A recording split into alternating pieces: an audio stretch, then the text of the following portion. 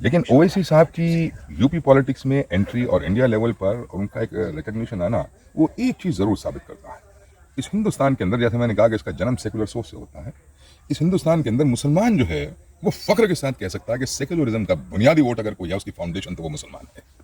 उसमें चाहे कांग्रेस रही हो, चाहे लोकदल रही हो, चाहे बीएसपी रही हो, समाजवादी रही हो, केजरी साहब हो, XYZ, अभी हाल फिलहाल में देखिए ममता बनर्जी हो, और भी रियलाइज जैसे पहले तब्दीली की लोग बात कर रहे थे, ऐसे आज भी तब्दीली की बात कर रहे हैं। वो ये दर्शक इस पर कहते अपना कमेंट डाल सकते वो हैं। ये कहते हैं कि हमने तब्दीली लाई, इस चीज को करने के बाद किसान देखिए वो क्या बात है। एक बात जो जुल्म की आप कर रहे हैं,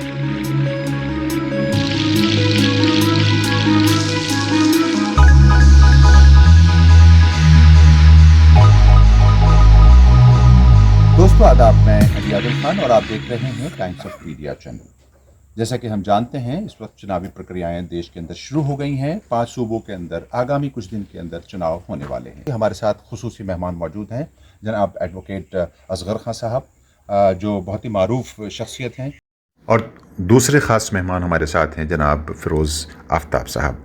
फ़िरोज़ आफ्ताब साहब ने 1996 में जब पहला इंडिपेंडेंट चुनाव लड़ा था तो अपने मद्दे मुकाबिल समाजवादी पार्टी के स्टेट प्रेसिडेंट को, वो कंटेस्टेंट थे उस वक्त MLA के लिए, उनकी ज़मानत ज़ब्त करा दी थी। और सीधे बात करते हैं इस वक्त जो है वो सियासी सरगर्मियों की जो इस वक्त देश में चल रही है।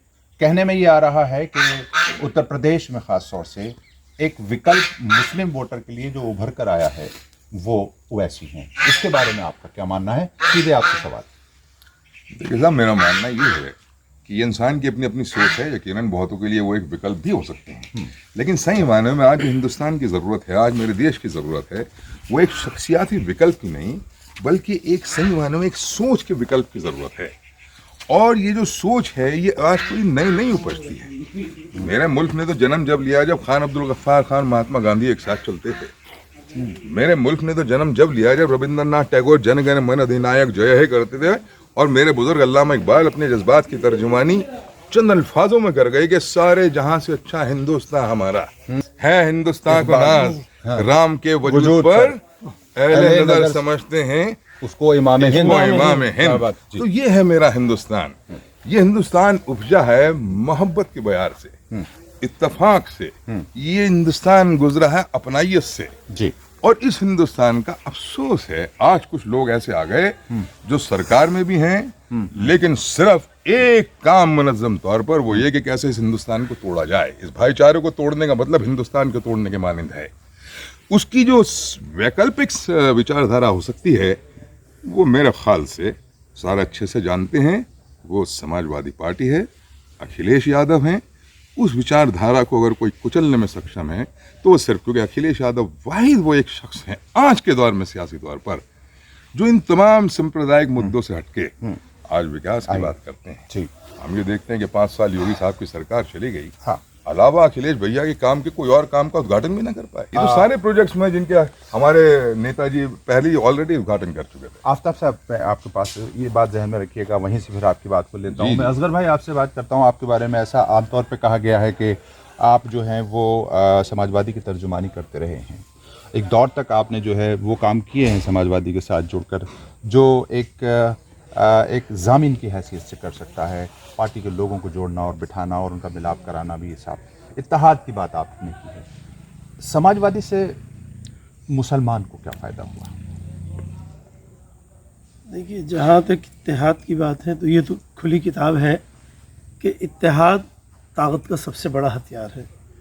इसीलिए यही बात हमारे जहन में हमेशा गूंजती रही और हमने बार बार इत्तेहाद की बात करी, और बुज़ुर्गों ने भी यही कहा अलग अलग शक्ल में कि कतरे कतरे से दरिया बनता है। और लेकिन ये कि जहाँ तक समाजवादी का सवाल है, मैं बहुत सारी चीज़ों में इत्तेफाक रखता हूँ समाजवादी से। उन्होंने बहुत कुछ किया भी स्टेट के लिए। पिछली गवर्नमेंट में बहुत सारी चीज़ें आंखों से नज़र आई, नेकेड आई से जिन्हें देखा गया। दिल्ली से लखनऊ को कनेक्ट किया गया और बहुत सारी चीज़ें थी। जैसे अभी फिरोज़ भाई ने बताया कि ये लोग कुछ भी नहीं कर पाए, ये तो 100% सही है। इन्होंने बर्बादी के सिवा कुछ नहीं दिया इस मुल्क को। किसने? मैं बीजेपी की बात कर रहा हूँ। और जैसे अभी जोड़ने की बात, तोड़ने की बात कही फिरोज़ भाई ने, बिल्कुल सही बात है कि इन्होंने हमेशा तोड़ने के काम किए, तोड़ने की बात करी, तोड़ने की सोच रखी, तोड़ने के सारे इकदाम उठाए। अब सवाल ये भी है कि हम अगर कहीं ना कहीं थोड़ी सी भी दानिशमंदी रखते हैं तो हमें ये सोचना चाहिए कि तोड़ने वालों को जवाब कैसे दिया जाए और जोड़ने की बात कैसे की जाए। सर मुजफ्फरनगर हुआ, आप माफ़ कीजिएगा, तोड़ने और जोड़ने की बात चल रही है। समाजवादी के ही दौर में मुजफ्फरनगर हुआ। हम मुजफ्फरनगर के बिल्कुल पड़ोस में खड़े हैं, सहारनपुर ज़िला है जो ये पहाड़ आपका जा रहा है, क्या है फिर शिवालिक की वादियों में रहकर मैं आपसे ये पूछना चाहता हूँ, जब मुजफ्फरनगर हो रहा था तो समाजवादी के नेता कहाँ थे? मैं यही बात मैं कहने जा रहा था, आपने मेरी ज़बान और दिल की बात ले ली कि बहुत सारी जगहों पर ये कुछ चीज़ें ऐसी भी नज़र आईं जो बिल्कुल काबिल कबूल नहीं थी और ना है और ना होनी चाहिए हमें। उसके लिए जहाँ विकल्प की बात है, बात तो सही है कि भाई सोच के साथ विकल्प होना चाहिए शख्सियत का, लेकिन हमें उसे अपने तरीके से सोचना पड़ेगा और ख़ासकर हमारी कौम को कि हम कैसे मुत्तहिद हों, किसी को अपना लीडर बनाएं। यह हमारे मुल्क में इस कौम की एक बहुत बड़ी बदनसीबी है कि हमारा कोई लीडर नहीं है और अगर कोई होता है तो हम उसको आसानी से मानने को तैयार नहीं होते। जहाँ तक समाजवादी की बात है, तमाम लोगों को हमने लीडर माना, हमने मुलायम सिंह को माना, सोनिया गांधी को माना। इस खले को कैसे पूरा करें, उसके लिए सबसे बड़ी बात मुझे जो नज़र आती है वो यही है कि हम कम से कम अपने लोगों को जोड़कर और कोई अपनी भी क़यादत या तो मान ले किसी को या पैदा कर दे। मैं आपके पास आता हूँ, अपनी बात याद रखिएगा। हम इसी सवाल पर आएंगे छोटे से ब्रेक के बाद। टाइम्स ऑफ पीडिया ग्रुप की कोशिश होती है कि कंट्रोवर्शियल इश्यूज से बचा जाए, लेकिन यदि कोई मुद्दा किसी पार्टी, संस्था या व्यक्ति के खिलाफ हो मगर देश, मानवता और समाज के हित में हो तो हम ऐसे किसी भी प्रोग्राम को बनाने में नहीं झिझकते हैं, क्योंकि पत्रकारिता से संबंधित सभी संस्थाओं और आयोगों को इसीलिए बनाया जाता है और हम अपने फर्ज के प्रति ईमानदार रहना चाहते हैं।